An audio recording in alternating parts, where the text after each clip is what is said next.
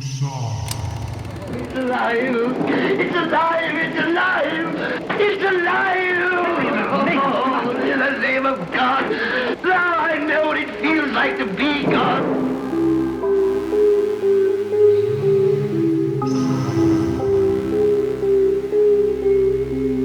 Hello and welcome to Journey Through Sci-Fi, where we journey through the many subgenres of science fiction on screen. I'm Matt. And I'm James, and this series we're exploring the world of mad science, and in today's episode, the very first episode of our Mad Science series, we are going to be exploring Frankenstein, and two of its iterations on screen, one from 1910 and one from 1931.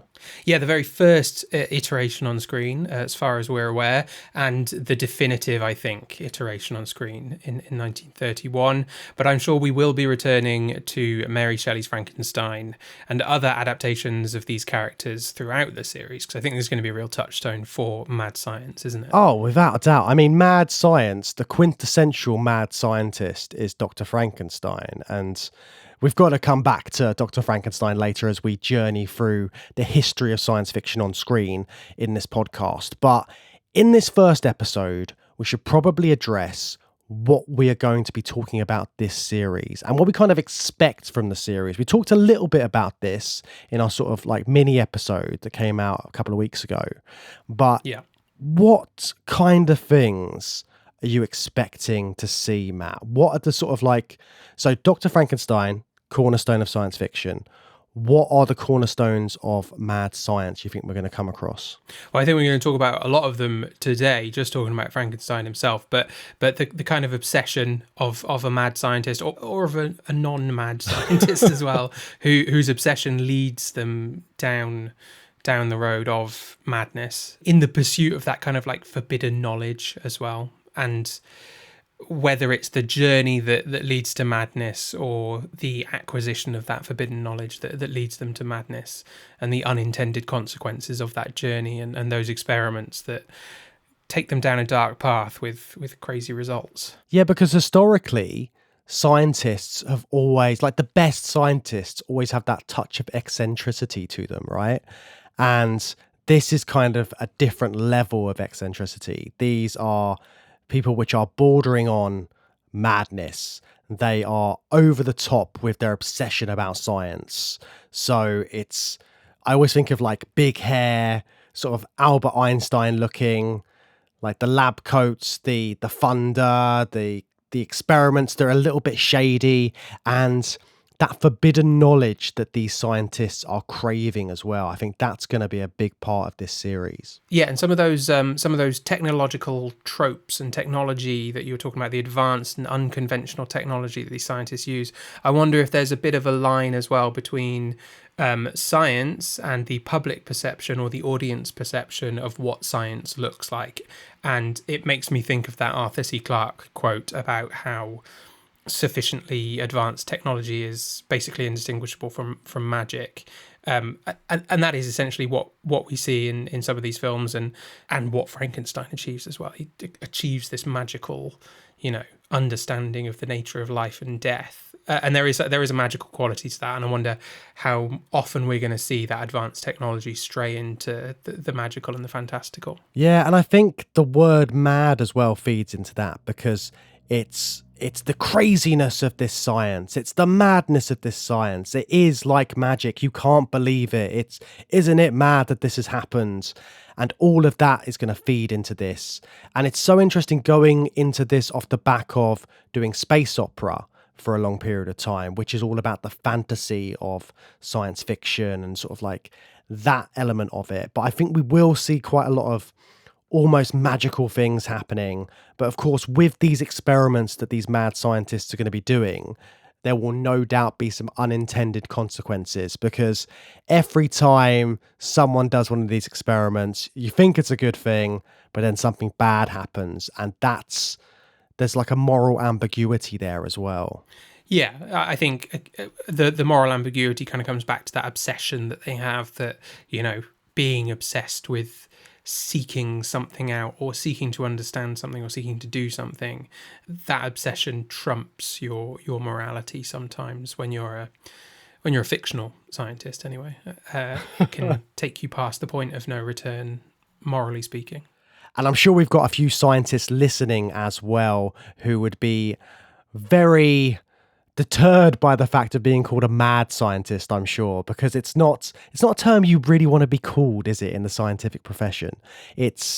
It comes with a lot of baggage, given all of the stuff that happens on screen with mad scientists. Yeah, you mentioned the eccentricity of some scientists, but I suppose that's a kind of it's confirmation bias in that the ones that become big celebrities are eccentric, but likely more because they're celebrities than because they're scientists.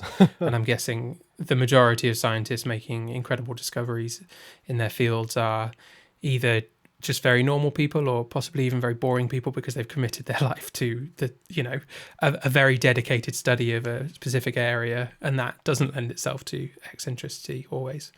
But yeah, I think the public, again, it comes back to that public perception, doesn't it? Of like a big character who's done something incredible that's hard to understand.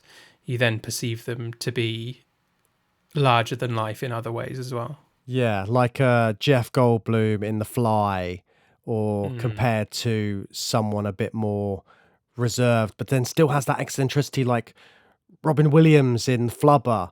He's like really totally out there, but he's got like a good moral compass, and all of this morals and morality around all of these experiments they're doing, I think, are going to feed into the sort of social commentary of the day as well, because with these big scientific discoveries come a lot of questions, like, should we try and do these things? And when we do, what are the repercussions? We talked about this a lot when we did our series on AI, like that was even before ChatGPT and the rise of the machine that's happening now around us. Sort of what are the repercussions and what new sciences do we need to watch out for? Because science fiction is always kind of telling that warning tale about the possible outcomes of exploring this new unconventional technology. Yeah, and also the human cost of going down that journey and having those thoughts and seeking those things out as well.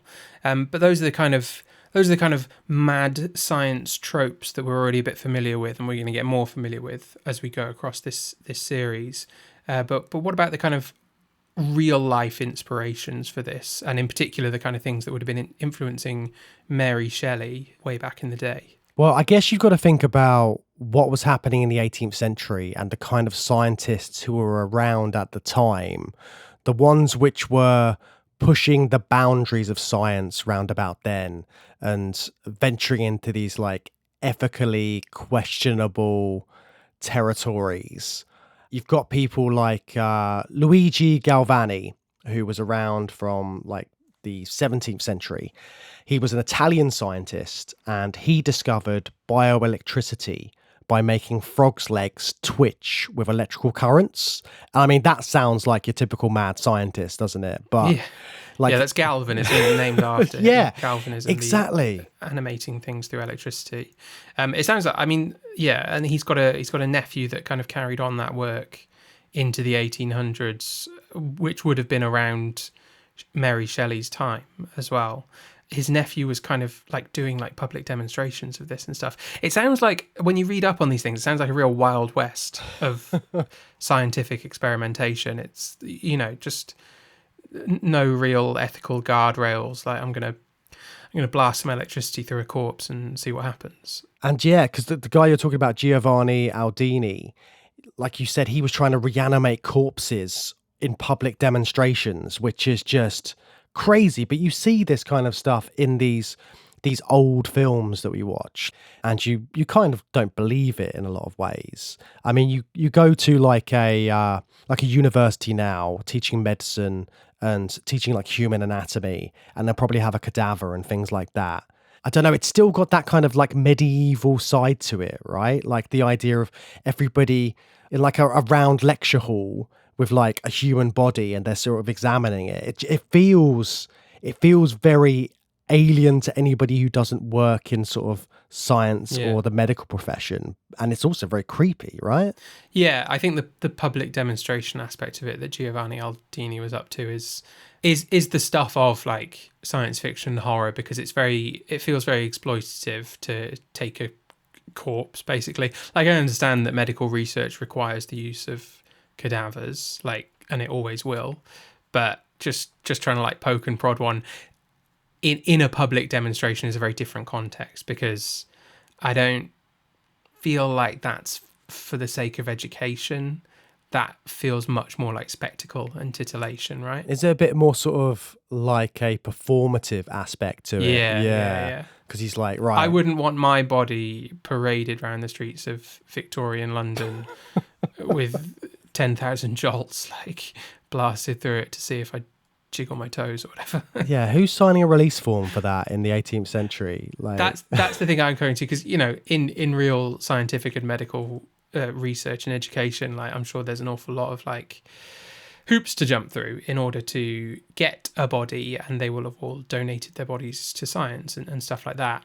Whereas I genuinely just find it easier to believe. I don't know, but I find it easier to believe that you could dig one up like Frankenstein does, or you just buy one from a morgue who doesn't really have any scruples about selling a body. and you use the term sort of like the Wild West of science, and the 19th century sort of feels like it was this kind of Wild West. Anything goes. You can just, it's all in the aid of like finding out this knowledge which nobody has really collected before, or gone to these, well, at the time, extremes, like massive extremes, to try and prove scientific theories. But of course, science just seems like madness to anybody else, and especially when you've got a very sort of religious country of the time, and everyone's more sort of rooted in sort of religion, and then science comes along and it seems alien, and you've got all of these things happening. You've got the Industrial Revolution coming, all of this. It's crazy. It's a mad time to be around, and there's other scientists as well doing crazy stuff as well, right? Yeah, you've got this. There's this figure, Johann Dippel, who worked in the real life Castle Frankenstein. He's a lot older. He sort of was active about 100 years before Mary Shelley wrote her novel, but she may have been influenced by a visit to Castle Frankenstein. Now, Dippel was an alchemist, which is obviously not, you know, it's not real science. But I guess like in the 17th century, 16th century, even if you're performing alchemy, you're messing around with chemicals, and there is an element of science to that, or at least you would be making discoveries about the interactions between chemicals. Ultimately, you're trying to like turn stuff into gold, I guess, but that's not possible. But in the pursuit of that, you may be making actual real scientific discoveries and experiments. But yeah, he apparently was poking around with dead bodies in Castle Frankenstein and may have been a big influence there. I mean, the fact that there was a Castle Frankenstein, or there is a Castle Frankenstein. There's multiple Castle Frankenstein. Yeah, because Frankenstein's it's quite a common last name in like Germanic culture, right? It's common enough. Yeah, it's a real name. It's something like There's stone. places called Frankenstein. Yeah, it's stone. Just, yeah, something. Stein just means stone, and Frank or Franken will be like a family name or something like that. Yeah, I mean, if you live in Castle Frankenstein now, after all of the film adaptations and the various depictions of Frankenstein over the years, that comes with a lot more weight, especially living in a castle as well. A castle. James, if you've ever seen proper old German castles, they are absolutely enormous and stunning. I think anybody who lives in an actual German castle, they don't mind what it's called. They are sleeping on a bed of money. I mean, I am still just picturing a stormy night, like a dungeon, terrible, like damp castle. But no, I mean, it's not like the ones you're saying like sounds more regal. Castles. No, it's not like our Tudor castles that you went to at school. You should look up pictures of German castles. They just look like what a princess would live in a Disney movie. Princess Frankenstein living in a castle. Yeah, exactly. I like it. There's a film for you. Well, we should talk about the book as well, shouldn't we? The book that started it all, written by Mary Shelley, who is the mother of science fiction. She's Yeah. she's the woman who birthed it all. And in a lot of ways, like horror as well, she's such a big aspect of the horror genre, but particularly science fiction. This is the book which most people reference when it comes to sort of the popularization of the idea of science fiction. Yeah. Have you read Frankenstein? I had to study it in school. Was that on your curriculum? It wasn't on my curriculum, but I did read it like quite a few years back, more than I care to divulge. But yeah, it was a long time. Yeah, I mean, it's firmly a horror book, and it's much more within the tradition of horror that predates Shelley by a long, long time. But it's that first kind of tangible example of like a very popular novel that is about a scientist who is researching something and trying to do something scientifically, and then he creates his horrors, and horrors are inflicted upon him. But that's why it's viewed as that original sci-fi story, because although it's horror, it's featuring a scientist who's trying to do science, basically. And it's Gothic literature, isn't it? It's of that Absolutely, kind of aesthetic, and it's this. So blending it blends a couple of ideas of the time, doesn't it? This idea of romanticism of the time and the era, and the sort of views of enlightenment and those kind of themes of science meeting those two ideas, like the romantic elements of it. Like Byron as well knew Shelley. There's lots of stories about that. So it's like this poetic nature of everything that's happening at the time, and then the philosophical aspects of it all about like life and death. And it's this merging of everything and the sort of ethical boundaries of this new science being explored. But that all came from like Mary Shelley herself and her life and backstory. Like all of this kind of stuff just sort of culminated in this book. But she had quite a life. Yeah, and a lot of it comes out, I think, in the narrative in Frankenstein. You know, she lost. I don't think she knew her mother. Her mother died when she was really young. I think she had a bit of a strained relationship with her father because of her stepmother, and she'd lost at least one baby at the time of writing. I think she lost quite a few very young babies in her life. Yeah, 3 of her 4 children and her husband all died. Her husband drowned. Her husband Percy, who was a Percy poet. Shelley died very young, didn't he? But at the time of writing, she had already had a really hard life, basically. But that kind of difficult relationships with parents, or parents not being around for you, and not having a father figure maybe, or not having as close a relationship with your father as you would like. And then also maybe some of her own feelings about losing her own children. All of this parent and children stuff absolutely comes out in the relationship between Frankenstein and his creation. Got a child there who just wants to be loved by anyone and feels rejected by his father figure. All of that stuff kind of comes out in the book. And if you read about that after reading the book as well, it's just very heartbreaking, I think, reading that stuff about Mary Shelley. I don't know what her own like conception of her life was. I don't want it to sound like a big sob story if that's not Shelley's own kind of experience of it. But when you read that stuff after you've read the book, it's like, wow, like that's rough, that's sad stuff. And she poured it all out on the page, I think, in Frankenstein. Yeah, all of that personal tragedy that she'd been through, and then all of that stuff she was raised with as well, because like her mum was a pioneering feminist and her dad was this political philosopher. So she's got this background of education and different ways of thinking as well, because for a woman to write this book as well at the time, it was a big deal. I mean, it was a massive deal. And for her to put, like I say, put all of that stuff onto the page is quite something. And for it to have this kind of legacy and for us to still be talking about it today is quite remarkable. And that all came from her writing in this stormy summer in Switzerland. And she was just getting all this stuff down, writing about the galvanism and the reanimating of the dead, these scientific things that were happening at the time. But it must have had that kind of, again, that mystical element to it, because life and death, they're big philosophical debates and people like spend their entire lives thinking about this and contemplating the meaning of it all. And then somewhere in between all of this, you just get this magical moment where this story is created. Yeah, and just as a kind of cherry on top of all that, she was 18 years old when she started writing this. It absolutely does not read like a book written by an 18-year-old.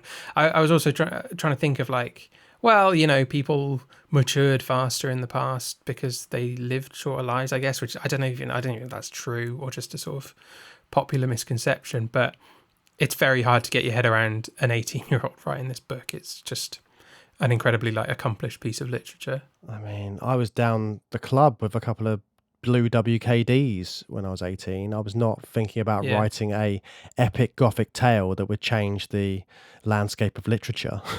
Yeah, imagine what we could have achieved if it wasn't if only for clubs cheeky and Vimto. alcohol. Cheeky Vimto. Oh, what we could have been. But so you didn't want to date yourself earlier, but we're talking about blue WKDs and cheeky Vimto. Oh, it's true. It's true. But what did you think of the book then? So you read the whole book. Did you do your usual read it as quick as you can in like 2 days? Yeah, working to a deadline, James. We've got podcasts to record. So yeah. So I whizzed through it. It's amazing. I mean, it's very gothic. Like she really does use like 100 words to describe the weather where 4 could have done. But that's the point of the writing is, to bring out. You sound that a bit kind of annoyed atmosphere. by it. I remember, I loved it. I really loved it. But I remember studying it in school and being annoyed by that kind of thing. But that is like, the sense of atmosphere is absolutely the main point of the book. So you do have to soak in all of the icy glacier or the stormy night on a boat. Yeah, it's, the pathetic fallacy is like, feels like the point of the book, to be honest, when you read it. There's this, the device that she uses where it's an epistolary, I think that's how you say that word, story, letters, or people recounting things to other people. I don't know, it just kind of made me chuckle that like there's a character who is writing down everything that Frankenstein says, and when he does like describe the night in these incredibly florid and detailed terms, you can just imagine the guy on the boat in the Arctic like furiously scribbling down like, oh, Frankenstein, slow down, man, I'm gonna write all this down. But no, it's beautifully written. It's an incredible story. The thing that really struck me was how little science there is in it. He is a scientist. He is interested in the study of life and death, but she uses this brilliant little tactic where, because Frankenstein is telling the story to someone, he doesn't want anyone to know how he achieved creating his creation, because, it's ruined his life. So he just skips over that. He just says, I studied for like 2 years. I discovered the means by which to animate the inanimate, and then I made this creation. And he just says, I'm not going to tell you how I did that because I don't want you to do it. It's bad. So you don't get bogged down. It's brilliant sci-fi writing. It's just like, trust me, there's a scientific reason why this happened. You don't need to know what it was, and we're not going to get bogged down in the operation of bringing inanimate matter to life. We just get into, the story of this creation who is rejected by society and strikes back violently. That's the story, not the science. But it influences this whole genre. It creates this genre of science fiction. So the earliest science fiction piece of literature does not have too much exposition about the science. And I think that is still the best way of telling a sci-fi story now in a lot of ways. Don't go too heavy on the exposition of the science unless you're really backing it with a lot of scientific knowledge. But even then, it will go over the heads of the likes of us. Yeah, well, exactly. Yeah. It's not hard sci-fi, and that is a very different mode of storytelling, I guess. And that's not what Shelley was going for. Yeah. And there's been lots of different explanations as time has gone on as to what's created the monster and how that happens. And we'll talk about some of those sort of explanations as we talk about one of the later iterations of Frankenstein, the 1931 version from Universal Pictures. But before that, should we start talking about the 1910 one, directed by J. Searle Dawley for Edison Studios?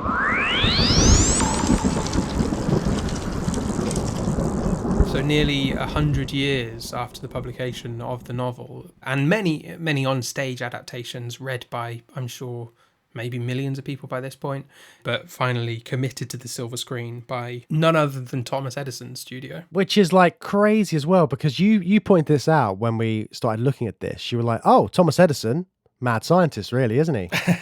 Yeah, I was reflecting on that a bit. I mean, I guess he's not a mad scientist. He's like the most sane scientist ever. He knew what he was doing. He an incredible mind who then turned it into just a very profitable enterprise for himself, didn't he? Yeah, I mean, he did pretty well out of it. And before we get into the film as well, I just want to do a little shout out to Forsten, who got in touch with us on our Patreon and said, perfect timing, you discussing this film, the 1910 version of Frankenstein. He's just watched it last Saturday for the first time. He said it was pretty impressive for 14 minutes and he was very excited for the new series. So, Thorsten, we hope you're enjoying the chat so far. We're about to dip into this film. Hi, Thorsten. Thanks for that. Yeah, and that's a good way to get into it, actually. Pretty impressive 14 minutes. It is pretty impressive for a film that was made in 1910, isn't it? It's good fun and it looks cool. And you can tell that like they're having fun making it, I think, and there's an element of mad science in the filmmaking as well. You know what I mean? Yeah. It's got that Georges Méliès feel to it, where they're doing early camera trickery and creating special effects that have maybe never been tried before, and just seeing what works to tell a very familiar story, I'm sure, to audiences. And I've heard that Edison Studios were known for almost ripping off other filmmakers at the time. Oh, really? And just kind of... Wasn't it Edison that just ripped off Tesla, and that's his whole kind of career? So it's kind of like, it feels like there's a lot of that going on. Again, it's not substantiated by anything that I've researched, but that is the word on the street, guys. They're pilfering other people's ideas. But the cinema of 1910, so this film was shot in just 3 days as well, in New York, in the Bronx. I can see how you could do it in 3 days. I mean, you could do it in 3 days now, but back then you've got to think of how these cameras operated and how like the setup was, the studio, how they were going to film it, what they were going to do. I mean, it's still very impressive, isn't it? Well, I mean, if it's 3 days of shooting, actual shooting, I think that's very understandable. I don't know if that includes, what we would now call pre-production, building those sets, rehearsing, because there's only, I don't know, 10 to 15 shots in the whole thing. So when you actually get down to hitting record or turning the big crank, as it may have been in 1910, I don't know. But when you actually get down to that, I think you can absolutely get this done in 3 days. It's very short. It's only 14 minutes, isn't it? Yeah, and it's shot like a theatre piece, isn't it? It looks like a piece of theatre on stage. There's no camera movement, is there? I don't think. I assume that's not possible in 1910. No, and you've got characters that come on and off screen, and that's kind of the signifier of when each scene ends, when someone comes on and then goes off.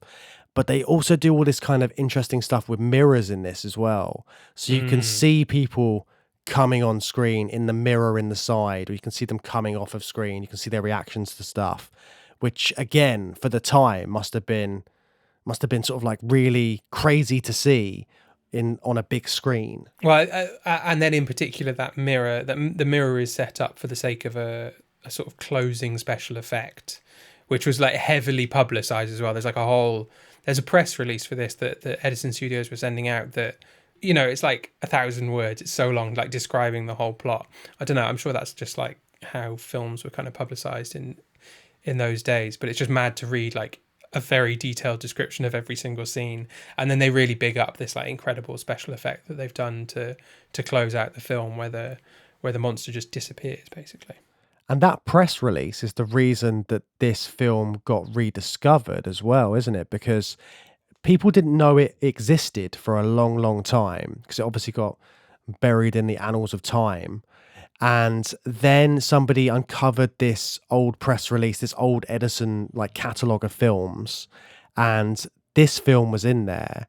And then afterwards, there was a collector in America, I think it was, who had just collected this old reel of of a bunch of old films, and then Frankenstein was in there, and then somehow, some way, it's later got resurfaced, got made into like digital. They sort of like reversioned it, and then it was suddenly released as a wider release. And this had just been sat in some guy's like collection, and he had no idea that he had this really rare piece of cinema, like the first depiction of Frankenstein on screen.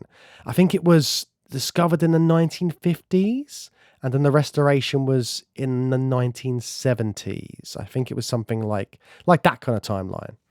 There's a big gap. Yeah. Between even there's a big gap of disappearance, and then also a surprisingly big gap between discovery and restoration. Yeah, I love all these like stories about people finding these old pieces of like cinema history just in like there was that there's stories about like films coming up in like mines and all this kind of stuff, like hidden cinema are just everywhere, just like it's sort of Indiana Jones or something for cinephiles. Yeah. Do you know what's such a shame is like, obviously, you know, in the early 1900s, there wasn't enough of a consideration around preservation and a kind of lack of understanding. But it's very, very frustrating that then the 1960s roll around and we've got all these missing Doctor Who episodes that some of them are presumed lost forever.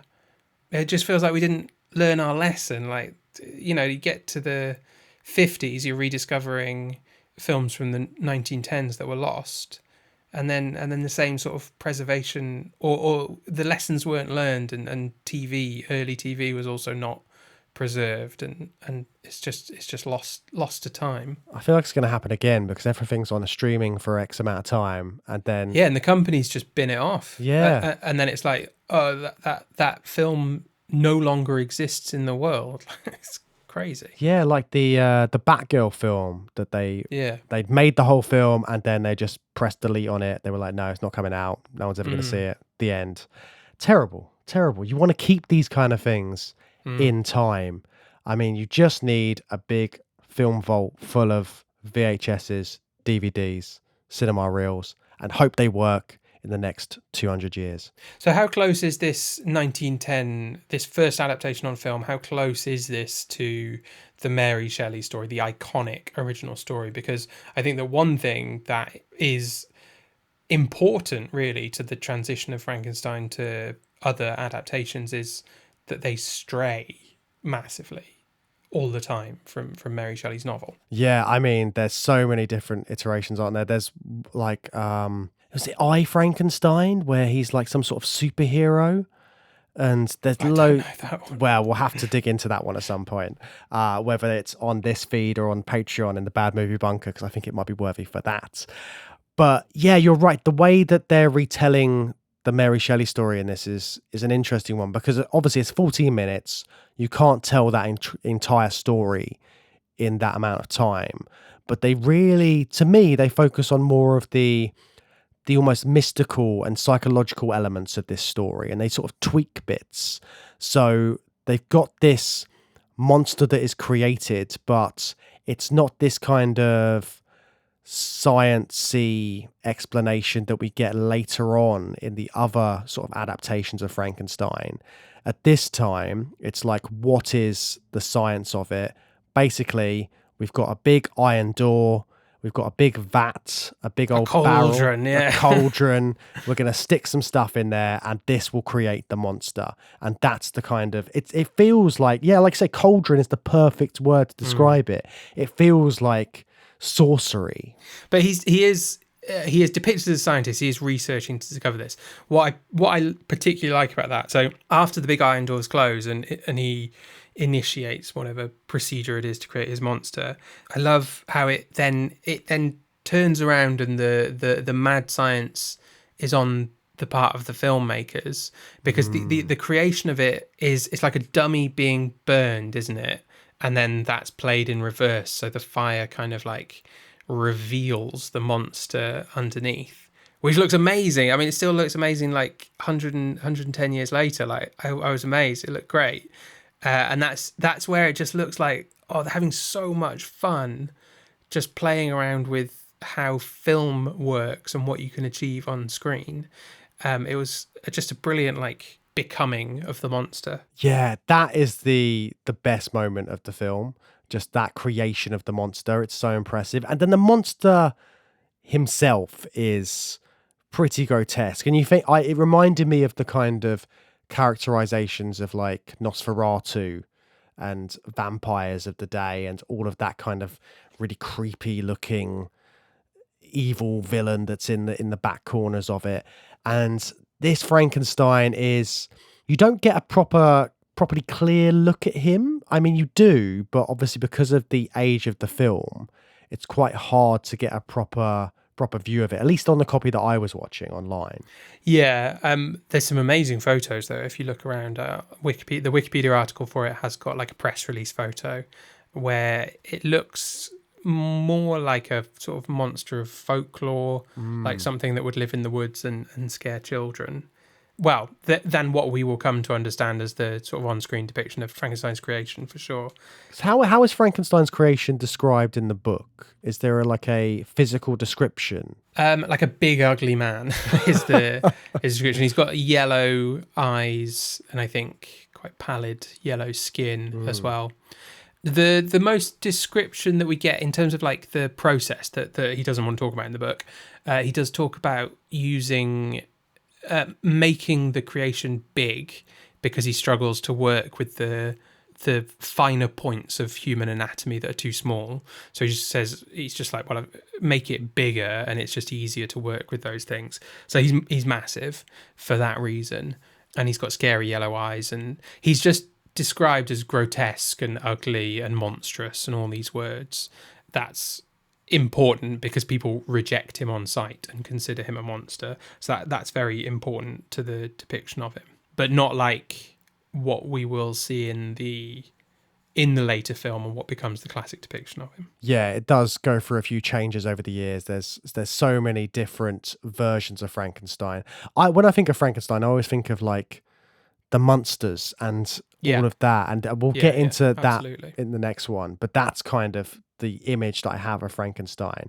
But then, like you say, the fact is this one looks a bit more sort of folklore-y as well, really speaks to the time because their understanding of science fiction isn't a thing at this point. It's a scary mystical story, and it leans into that in the narrative, doesn't it? Because there's this idea that the monster is a reflection of Frankenstein's own evil mind, like because he's impure in his own mind, the creation that he makes is inherently evil for that reason. Something is mystically embodied in the creation from his own psyche, and then likewise at the end of the film it just disappears because Frankenstein finds true love or whatever. So it's not even like a sci-fi creation that is brought to life. It's more a fantastical reflection of his own psyche that manifests in physical form in this folklorish way and disappears by the same virtue.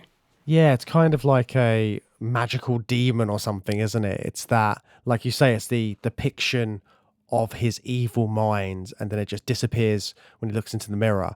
So you get this kind of idea that it was all in his head, or it wasn't real.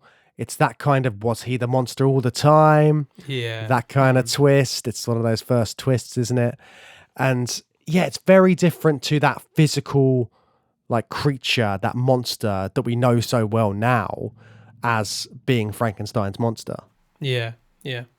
I was really surprised as well when he just disappeared. I was like, oh, okay, I guess that's the end of the story. Because it is a fairly faithful adaptation of the story. He leaves home to study. He creates his creation. He comes back home. He gets married. And then that's where everything goes to pot for Frankenstein in the book. But here it's just like, hey, he got married. It's great. So now no more problems with the monster. Cool. Simple as that. If you want to get rid of a big monster, you just get married, don't you? And then look in the mirror and you're like, oh, actually, I look pretty good now. But yeah, no, I really enjoyed watching this because it's 14 minutes, but also because it was such a different look at Frankenstein. I mean, considering it was 1910 as well, it's a whole different idea of that story and the mysticism of it. But I think the next adaptation of Frankenstein is where we get a lot of our mad scientist tropes from. Yeah, this short does not have the legacy of Frankenstein in the way that the novel and this next adaptation definitely do. So shall we move on and talk about James Wales's 1931 movie Frankenstein? Sounds good. Hi listeners, hope you're enjoying the show. If you want to support us and get access to hundreds of hours of bonus episodes, you can sign up to our Patreon. We've got discussions on all the latest sci-fi films in cinemas, the Bad Movie Bunker, and Patrons' Picks, as well as mini-series covering your favourite franchises. Patrons get to have their say on what we cover, both over on Patreon and right here on the main show too. So if you want to join, head over to patreon.com/Journey Through Sci-Fi. Now, back to the episode.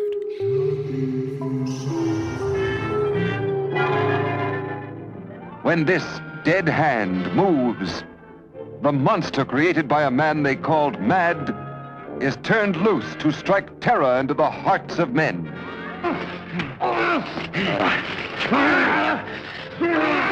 To shock women into uncontrolled hysteria. Elizabeth!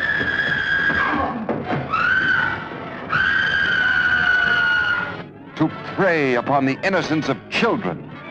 This is the story you've heard about, talked about. The spine-tingling, blood-chilling story that stuns your emotions. Frankenstein. Don't touch that! So we're jumping forward in time from 1910 to 1931. Cinema has had a lot of innovations in this time.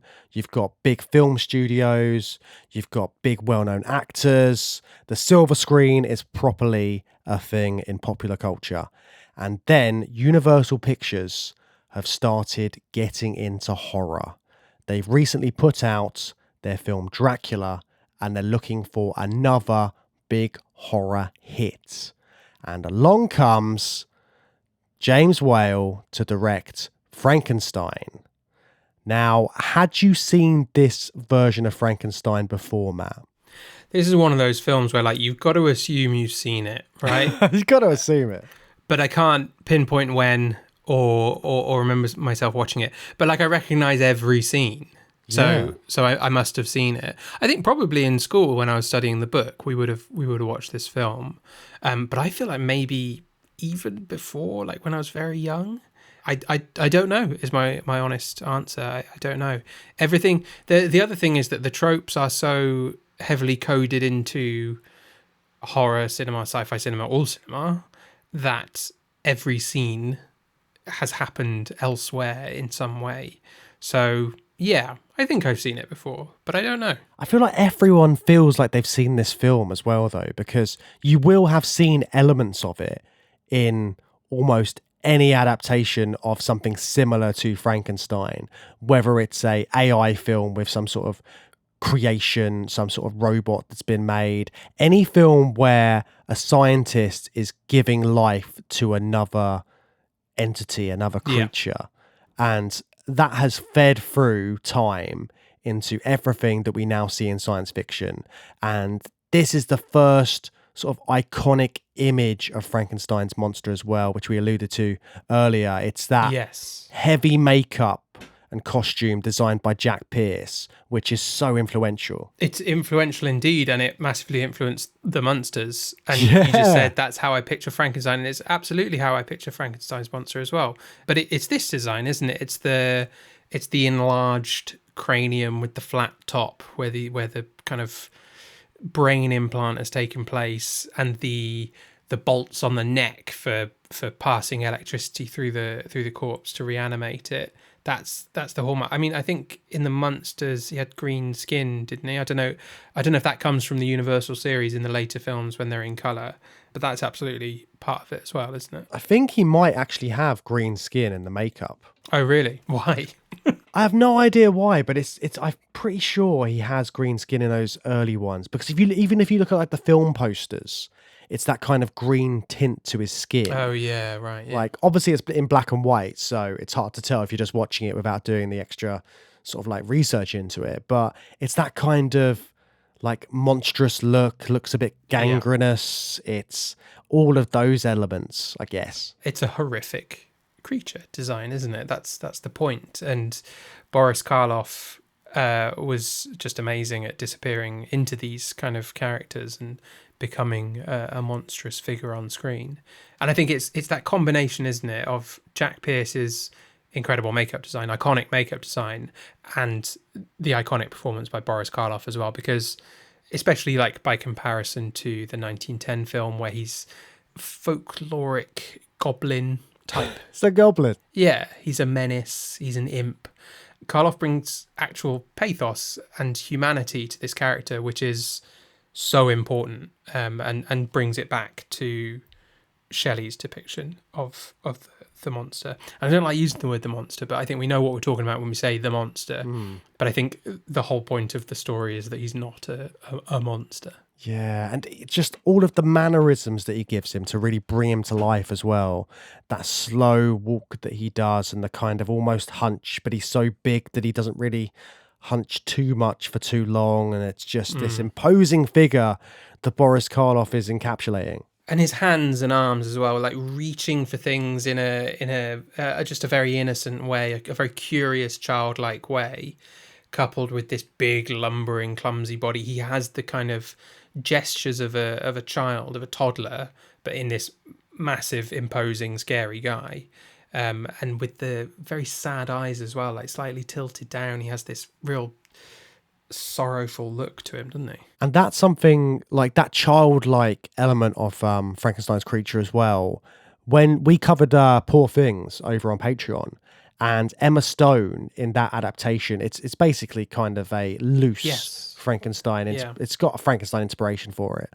And in that, she's got those childlike qualities. And again, she's kind of like imbuing that character with that sense of like just being born, because the creature has just been born in this film. That's what it's all about. And it's about, you've just created life, but what is that life? And how is it going to discover the world as the story goes on? Yeah, I think Stone definitely took some cues from Karloff, and rightly so, because he's the king, isn't he? He's the definitive. This is the definitive cinematic version of the story of Frankenstein, even though it's a million miles from Shelley's novel, isn't it? Yeah, I've heard it criticised quite a bit actually because of how different it is to that novel. And if we look at sort of like, so when we're talking about the 1910 film, it's that idea of folklore and mysticism, and that's how you identify Frankenstein. And then in this one, it's about that visual thrill of what you're creating. And there's a lot more technological advances at this time.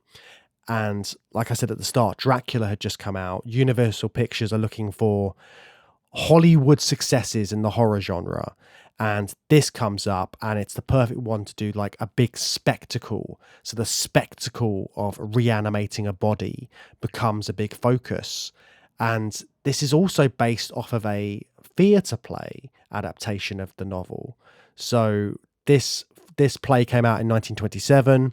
It was put together by Peggy Webling, and that adaptation has a lot of these elements in. So basically they haven't really adapted the novel, they've adapted this play, which has all of these mad scientist tropes, the like electrical lab, all of that's come from a theatre play. So that kind of aesthetic has just been created and done here. So I feel like that's why it feels so different to what you might get in the novel, with all of that nuance and depth to it. Yeah, it's interesting because I think that the film does a very good job of capturing the creation, that there is an innocence to him, and that innocence is lost through circumstance and society's kind of reaction to him. So it's very different in terms of how the story goes, but I think Webling and everyone else who's adapting and putting this on screen has captured something quite essential about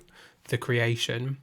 But then what's interesting for looking at Mad Scientist is, I think, he's Henry in this film. Yeah, Henry. That's really confusing because in the book his friend is called Henry. Yeah. And in this film they just switched the names. Don't know why they've done that. Weird choice. Sorry, Dr. Frankenstein, let's call him, enters the story as a very different character and remains for most of the story a very different character. He's mad at the beginning. He's operating under cover of darkness. He's digging up graves. I think that Frankenstein in the book has access to cadavers through his medical student life, whereas in this, he is literally digging up graves. He knows what he's doing is wrong, or at least controversial, and he doesn't care. And all his friends are telling him he's mad, and he doesn't care. He's just like, I'm doing something amazing. Why can't you understand that? Well, that kind of softening of Frankenstein's character, I think that's partly why they changed the name as well, because the name Victor sounded too severe and unfriendly to American audiences. Oh, really? And then Henry. Good old Henry. It's like Henry's a nicer name. Victor. Hank Frank. Hank. Yeah, so Victor Frankenstein was just too harsh, apparently. So Okay. yeah. But I mean, I'd stick with Victor. Yeah, I think it's more iconic. And it's something about the V sound goes nicely with the Germanic surname. I don't know. It all just kind of works. It's works pointed, isn't it? It's lovely and pointed. Pointy words, yeah. But what we get from those changes is this absolutely definitive, iconic mad scientist in Henry Frankenstein in this film, right? So Frankenstein in the book, he's just this wretch of a man telling his story about how his life is utterly ruined and filled with regret, and describing the weather at all turns to his companion in the Arctic, and chasing this enemy across the world to exact his revenge and take him out of the world as he brought him in.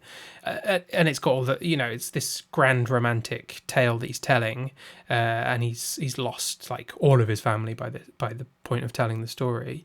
And in this, we just have this absolutely larger than life, I don't give a fuck about any rules or moral concerns that you petty fools may have.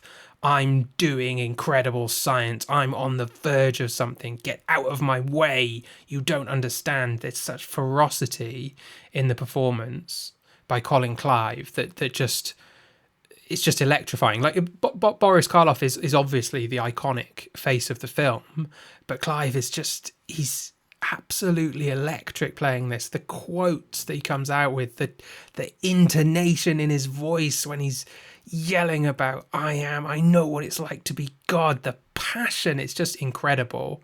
And it just complements Karloff so brilliantly because he's so lumbering and slow and quiet. These two forces in the film are just wonderful, really, aren't they? Yeah, they're so good. Do you know that Bela Lugosi turned down the role? Yeah, I find that so interesting, the fact that they would think about casting him for this. And I think they might have screwed him over a little bit. I think that he wanted to play Frankenstein and they were like, no mate, you're going to play the monster. And I think that was a bit of an offense to him because he was much more... Karloff's story is really interesting. Karloff had done like dozens of movies and was, I think, well into his middle age by the time he got cast in this, and was just kind of like a medium successful character actor and then became a superstar. Whereas I think Bela Lugosi maybe was a bit more like, I am a superstar. I don't play a lumbering monster who doesn't have any dialogue. I think that was the kind of tension there. So they kind of got rid of him, and maybe there was some studio misbehaviour there in how it was communicated. Yeah, it sounds like there was a fair bit of that going on because also it was a different director originally, wasn't it? Before they got James Whale back on. Yeah, and then James Whale makes this really elaborate film. But thank God we got James Whale, because this is proper like early studio era, isn't it? This is not the age of the auteur, but my God, his vision for this film, all the crooked archways and stuff, the set design is beautiful. Like if you actually look at the backgrounds of the castle or whatever where Henry set up his lab, everything's so wonky, like nothing would be constructed like this. Like the stone walls that are like leaning at like 40-degree angles and stuff. Like no real building would be made, but it just looks beautiful and creepy and weird and evocative of this Gothic setting that they're trying to adapt from Shelley's version of it. Yeah, this is not the Castle Frankenstein that you get all these princesses living in. This is what this is your dank creepy castle, isn't it? Yeah, this is what I'm picturing. And it's so like everything about this really is iconic in the way you think about mad science though as well. Like the Tesla coils they've got in the corner of the mad laboratory, and the lightning that's happening. It's a dark, stormy night, and you've got this castle. It's that gothic sense, but also all of those tropes which just feed into how you look at science after this on screen. It's electricity and experiments and big machines in the corner and desks, and it's all of this kind of stuff that you just picture every time you think of a mad scientist or you think of like an early sci-fi film. Yeah, it's perfect. I think I even read there's a real Tesla coil, as in a Tesla coil built by Nikola Tesla. Wow. On set as a prop in the background, crackling away and sending off electricity into the air around it. I love that. And you said that in the episode before when we were sort of Tesla coils. Yeah, I want to see Tesla coils. Saw a real one, a bloody one made by Tesla himself. Well, there we go. There's a Tesla coil for this, so that's a bingo. And there's lightning, so that's another bingo for our mad science series. And they've also got the assistant, but it's not Igor. It's a guy called Fritz. No, it's just Fritz. Just Fritz. He certainly looks like an Igor type, though, doesn't he? Yeah. And is Igor in the original book? Is there a character? No, there's no assistant. So it's like Igor's just this character that's developed over time. Yeah. Just this kind of hunchback of Notre Dame kind of assistant that's... I don't know how this trope came about, that a mad scientist ought to have a hunchbacked assistant. I literally, I can't place it. I think this is it. I think this is the origination of that trope. I think later we're going to get an Igor later in the Universal films, who similarly like a hunchback guy or something, and will actually be called Igor, and then henceforth every character like that is called Igor. But yeah, just Fritz. But this seems to be the beginning of that trope, I think. Yeah, that's interesting, isn't it? That this kind of spawned that, but then it also spawned the way the labs look. But one of the interesting things I found about this was, even though it's got the lab and the electricity and you think that's what's reanimating the body, Henry Frankenstein goes into a whole spiel about how it's like another level to ultraviolet light. Yeah. And it's the light of life that he's discovered. And by sticking up there with the lightning and stuff, then he's going to access this weird light ray that's going to bring life to the body. It seems so like overly complicated an explanation for it, when all of these other stories are kind of just saying, right, we're reanimating him with lightning. And that's kind of what's happening. Well, it's a bit contradictory because it does he does reanimate him with lightning. They raise him up on a bed. Fritz attaches some electrodes to bolts on his neck, and they utilize a lightning storm and expose him to that lightning. Like, that's literally what happens on screen. But yeah, you're right. There's also it's just for the sake of atmosphere, isn't it? There's this absolutely note perfect bit of techno babble about light beyond the ultraviolet end of the spectrum that is the ray of life, the ray of God, something like that. It's perfect for Frankenstein, who is about to yell about knowing what it's like to be God, that he should also be interested in this sort of mystical embodiment of life itself. I also wonder if that's just an interpretation of what he actually is doing, which is whacking the body with lightning and reanimating it. Just whack the body with lightning and it will come back to life. I mean, that's not dissimilar from like a defibrillator, is it? Is that, could we class a defibrillator as a form of galvanism? I mean, probably. Let's do it. Let's do it. This is science fiction. We can do what we want. I mean, I guess it is, isn't it? The shock of the defibrillator forces the heart to pulse, isn't it? That's what it does. It forces the muscles to contract and forces them to pulse. I think. I have never had to use one. You may be surprised to learn. Which is good. I'm glad you haven't.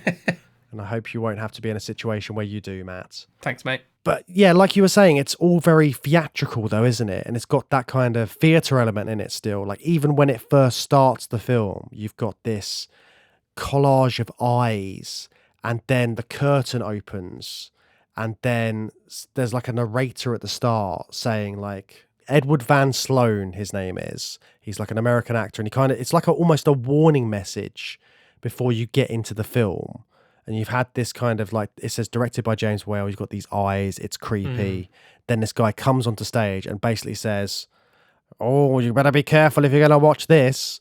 It's like the 18 certificate before the film starts for sensitive viewers. And I thought that was a really interesting aspect to it, because it's accentuating the theatricality, but then also like the horror of it. This is going to freak you out when you watch this film. Yeah. And it makes it feel like a circus, you know, like there's that element of it as well, that it's a bit deliberately provocative. He's speaking on behalf of Carl Laemmle. He's like, Mr. Laemmle feels that it would be inappropriate not to warn you. And then, you know, and he's like the head of Universal Studios. So casting him as almost like he's like a ringleader at a circus who is sending out a warning before you watch this horror show that he's put on for your entertainment.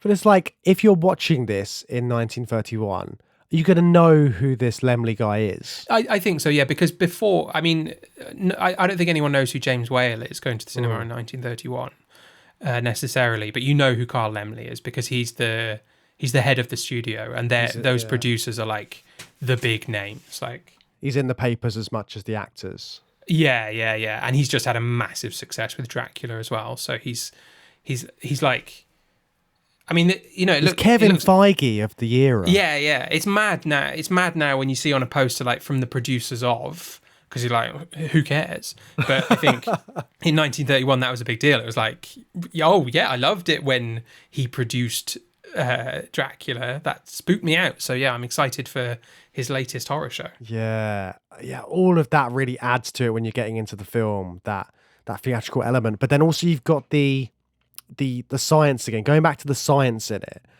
What did you think about the sort of like the dodgy eugenics that they throw in with the brains? So they're like comparing these two brains, and by doing that, they're kind of creating a element where they can be like, right, so if you're trying to eliminate the criminals of the world, you can identify them by their lesser brains. And they're picking the ones with the scholars, with the lovely smooth brains, lovely smooth brains, and then the ones. It's just the idea that criminals have a completely different genetic makeup and are predisposed to certain things. It's a form of phrenology as well, isn't it? Like, which is more the study of the scalp, I guess, and what that tells you about someone's personality. But I think they do study brains, don't they? And try and see if like psychopaths have like damage to their brains. I think that is a sort of legitimate field of study. Yeah, I just don't know like how legit that. I don't think it's a very legit science explanation in this, to say the least. But they kind of go into this kind of very tricky territory with that. And then the idea that Frankenstein's creation, I'm avoiding monster, as you've said, is given the brain of a convict, convicted murderer or something along those lines. And that's supposed to... But then they kind of disproved that with the way that he's so childlike. Yeah. But I mean, he does kill a little girl, but that's an accident. Yeah, that's a misunderstanding. All of his violence is like misunderstanding and reaction to mistreatment. Yeah, because you get his Igor of sorts. I've forgotten his name already. It's passed me by. Fritz. So when Fritz is like whipping him, he's not whipping him. He's got the torch, hasn't he? He scares him. He's trying to scare him with the torch, and then he sort of deliberately antagonizes him with the torch later. So he hangs him, which is fucking horrible. Yeah, that is brutal. I don't think I properly realized that the first time I was watching it, but you see his body in the background of this layer. I feel like that might be the most... I guess he does do quite shocking and violent things, doesn't he? Because hanging a person is deliberate. It's a very deliberate and calculated action. you know. But well, like, you know, he hurts people by like grabbing them and wrestling with them and stuff like that, and he throws Frankenstein off the mill at the end. It's sort of quite simple acts of violence that you know, if you have the strength to do it and someone is attacking you, that's how you would react. But I think like stringing someone up and hanging them is calculated behavior and very different, right? Yeah, it feels. Yeah, it's very purposeful, isn't it? And then you have that scene where he throws the little girl into the river, but that's because he's just seen her throwing a bunch of flowers in there, and he thinks that she's going to float and it'll be fun. And she explicitly says, "I've run out of boats" or something like that as well. He thinks he's helping, like he thinks it's all part of the pleasant interaction that he's having. That's such a tragic point in the film as well, isn't it? Because she's the first person who doesn't react to him with shock, and he's so incapable of, you know, his incapacity to interact with humans goes beyond their reactions to him. It's fundamental to him. So he's kind of he's doomed either way. Even if he was accepted by humanity, it seems that things would turn out badly because he doesn't know how to react normally and doesn't really know how to not hurt people, it seems. One of the things that really got me when I was watching it this time round was how the people in the town know that it's Frankenstein's creation that has killed the girl. Oh, yeah. I mean, that's just mob justice, baby. You don't need the facts. No. And I think... But how do they know it exists? Is Frankenstein there, though? Is he kind of leading the charge, being like, yeah, guys, I've actually made a monster, and that's probably... Guys, I've just got to tell you, it's probably this monster I created in my castle, you know. So sorry. Because he's already decided the creature must die. And I think at that point in the film, he thinks it's been dealt with, like, all good. My friend's taken care of it. And then, a little girl's been killed, and his mate's been strangled. Yeah. So I think, I don't know, I can't remember if it's actually on screen, but I think he kind of fesses up and is like, okay, we need to go and find my creature. Yeah. It's that again, it goes back to how they're depicting like Frankenstein in this as well. That way that his character kind of changes and softens so quickly because he's this really vindictive, obsessed, mad scientist. And then he goes back home and then he's like on a lovely garden porch with his like lady love. Just happily married. Father and maids are toasting to his good health and his future children. He gets away scot-free, right? He doesn't pay a price. He's completely stark raving mad at the start of the film, and then just gets away with everything and pays no real price. No one close to him dies. Frankenstein in the book loses his whole family, I think. His best friend, his fiance, all dead, and he chases the monster to the ends of the earth to try and destroy it, and eventually just dies of exhaustion, losing his own life. Like he loses everything as a consequence of this stupid decision he made while he was studying. Henry Frankenstein in the film gets a happily ever after and pays absolutely no price at all, I think. Yeah, I mean, he does get chucked from a windmill in quite a graphic fashion, though. Yeah, but he's fine at the end, isn't he? Yeah, he's not fine. He's not allowed some wine. That's the price he pays. How is he fine though? Like, because that dummy that they throw out like gets like completely broken in two on the windmill. It's so mad. The mill's blade breaks his fall. It's not a very nice way to have your fall broken. Broken by your ribs. Because also at the time they can't really cut to a shot of him like grabbing the windmill blade. It has to just be like, the dummies hit double. It. Yeah. Yeah. No stunt doubles doing that in 1931. Yeah. No. That's the price he pays. He gets injured and then recovers, basically. So there's none of that kind of like philosophical wrestling with the consequences of his actions. He's extremely pleased with himself through most of the film.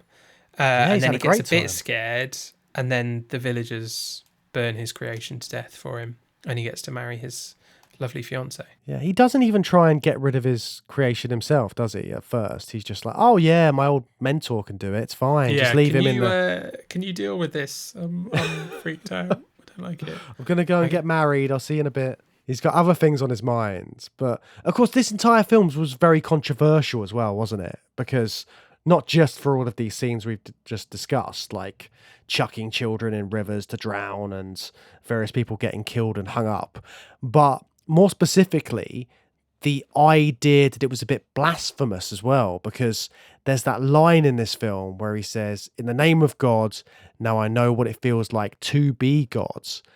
And that's, for like the time, with a very sort of like religious backdrop, that in a film is, yeah, it's quite controversial. I get it, yeah, but I mean, it's the single best line of dialogue in the film. Oh, and 100%. It's delivered to absolute perfection by Clive. So I guess he probably couldn't have done that a few years later when the code was fully like in place and restricting what you could do in Hollywood. But I'm glad it was made before that was the fact, because that's the best. It's the best line. It gets to the absolute heart of the experiment and what Frankenstein wants, what this version of Frankenstein in particular wants. He wants to play God. I guess it's then a little bit frustrating that he doesn't fully suffer the consequences of that desire. He has the obsession. He has that mad desire. He wants to play God. He's got all this hubris. But the consequences are just like, oh, whoops, I shouldn't have done that. I'm glad it all worked out for me. Yeah. I mean, other than that, kind of like ticks all the boxes for what you want in a mad scientist film. You've got the obsessive scientist. You've got the forbidden knowledge, which is life after death and being God, like creating life. And then you've got the unintended consequences, that actually you've made a monster that has a convict's brain and has some criminal tendencies, supposedly. And then you've got the moral ambiguity of doing that. What are you going to do with this big old lump that you created that is drowning people? You've got the technology, and then the social commentary of it that I think is partly like of the time, what they consider criminals to be like. And I think, what other kind of social commentary can you see in this that it might be talking about in the 30s? Well, I think like there is a thing about how we judge people with abnormal looks and bodies, and Karloff's performance is all about bringing out the humanity of a creature that is considered a monster on sight by everyone he meets outside. And he's not considered by that by Frankenstein and his peers at first. When he's just lumbering about, they're quite nice to him. Frankenstein's very proud of what he's achieved, but then as soon as he kind of goes out in the world, everyone's terrified of him, and he has a horrible time. I think that's, there's an element of social commentary there, and also just the irresponsibility of some scientific experimentation, I guess, as well. And I think it'll be interesting looking at the other adaptations of Frankenstein when we revisit it later in the series, and just seeing what other kind of social commentary this story can add as well, given different time periods, because this story has been adapted hundreds and hundreds of times, it feels like. And there's going to be different ways of telling it, different things you can add onto it, different tropes. I mean, it's got more sequels than your Nightmare on Elm Street and Friday the 13th, or so many different adaptations of this story. And they keep coming as well. They it's people are still making them. I think Christian Bale's about to play the creature in a new film next year. Wow, it's just, keep them coming. I mean, there's still life in it yet. It's an enduring story. I think there will always be adaptations of it, not least because it's in the public domain, but it is genuinely a very enduring and interesting story, and so malleable as well, because even the earliest adaptations are so far away from the novel, the original source material, that there's so much you can do with it, but still working within the framework and the themes that Shelley set out in her book. And we'll come back to some of these stories. We're going to pluck out the most interesting ones, aren't we? And revisit them over the course of this series. I'm particularly interested to talk to you about the 1994 version with Robert De Niro, which is actually really faithful and I think is like the most faithful, like a real attempt to adapt the book as it is, and how that'll stand in contrast to the 1931 iconic version. Yeah, I remember that being very beautiful visually as well. So I'm looking forward to discussing that later on. But I think that about wraps up our episode on these two films and our introduction to mad science. Thanks so much for joining us for this episode of Journey Through Sci-Fi. Remember, if you want to hear more episodes, make sure you're subscribed so you don't miss when the next one comes out. You can also find us online on your favourite social media platform of choice, or come and visit us on our website, journeythroughscifi.com. And if you want to support us, there's a free and easy way to do that.